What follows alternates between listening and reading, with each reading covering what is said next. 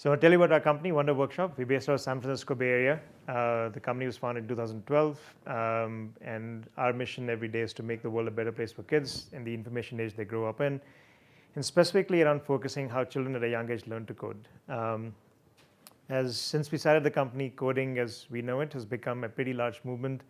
24 countries on the world have since then announced a mandate of some form to bring coding to kids. And when we started the company in 2012, this wasn't particularly a thing. And the reason we started the company was inspired by our children, but really looking at research where seeing how there's research which showed kids can learn effectively at a young age, but yet people hadn't built the right tools for them to learn effectively, focusing primarily in elementary school.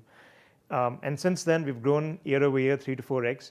We ended last year with close to $18 million in revenue, looking to grow that significantly this year. We've shipped now more than 250,000 robots to customers around the world in the last 2 years since we've been shipping.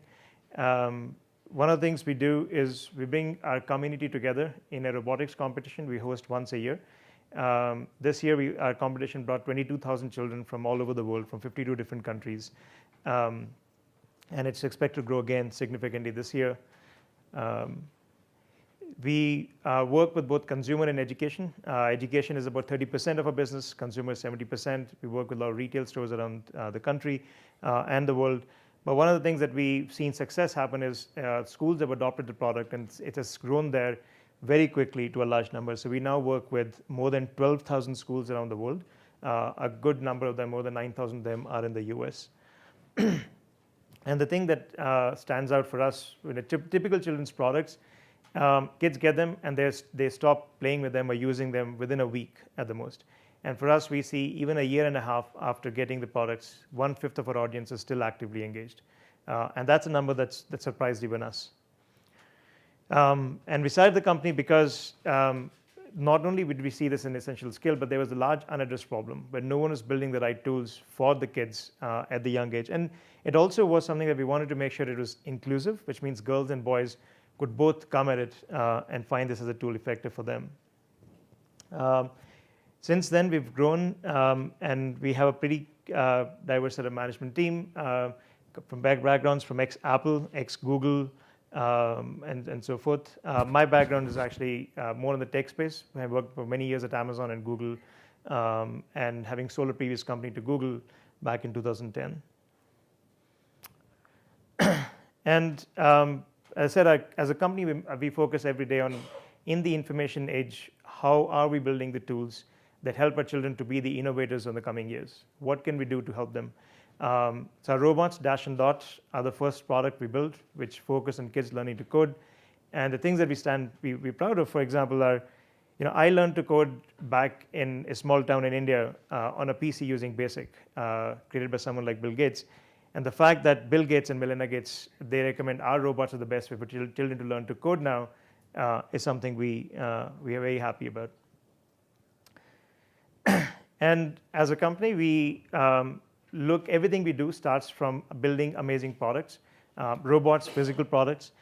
But really what makes us unique and different and better than most companies in the space is it's powered by a very rich software platform. There's a depth of content that engages children, that provides that depth of learning that children can have on their own.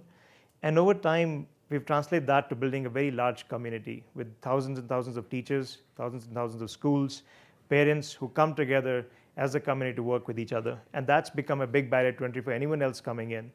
And the fact that we succeed not only at home, but also in schools is the other barrier to entry that we see for any other company coming into this space. We have a pretty large retail presence. You can find our robots on Amazon. It's one of the best-selling products there. Target, Best Buy, Barnes & Noble, Toys R Us, Apple stores. And eventually, our focus is to build a company that is a brand that translates in some ways to how Lego is to mechanical building and what we are to the digital world.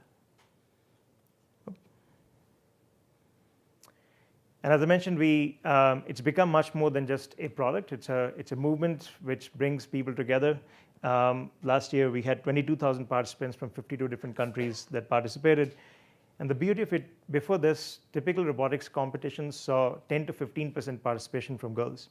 In our case, we see almost equal participants from boys and girls, and the winning team happens to be a team of all girls from a rural town in Michigan.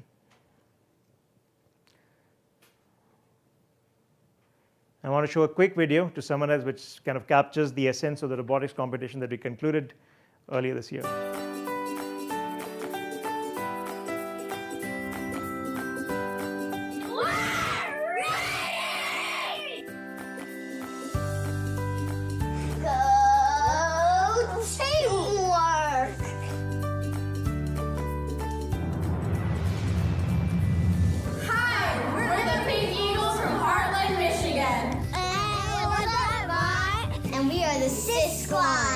We are the fire-breathing rubber duckies.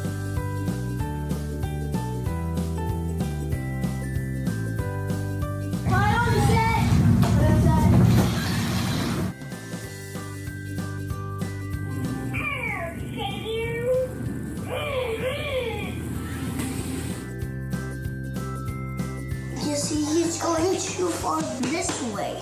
Dusty's going crazy. He's like...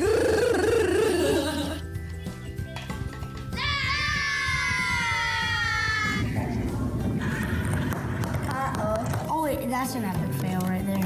If your first million tries doesn't work, try something new. Hey guys, what you gonna build? How about an attachment that can carry both ping pong balls?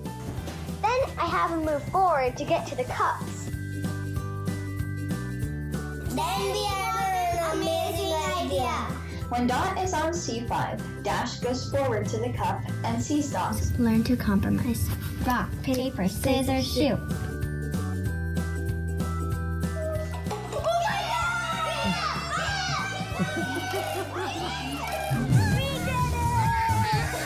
Come on, guys, you can do it. Sweet! It worked. Follow your instincts and never give up. We did it!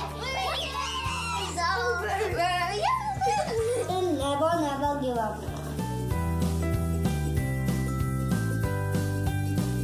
Awesome. Toodles.